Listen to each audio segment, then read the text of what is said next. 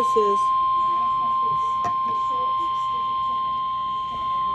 The National Weather Service in Fort Worth has issued a severe thunderstorm warning for southeastern Tarrant County in north-central Texas, southern Dallas County in north-central Texas, until 9:15 p.m. Central Daylight Time.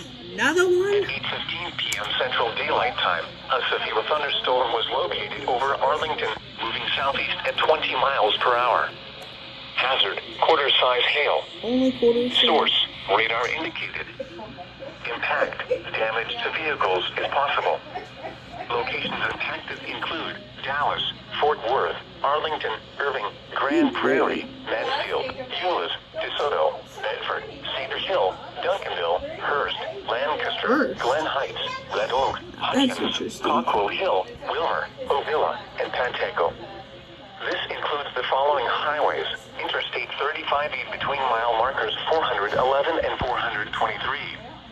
Interstate 20 between mile markers 445 and 474. Interstate 30 between mile markers 22 and 39.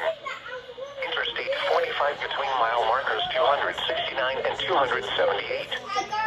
For your protection, get inside a sturdy structure and stay away from windows.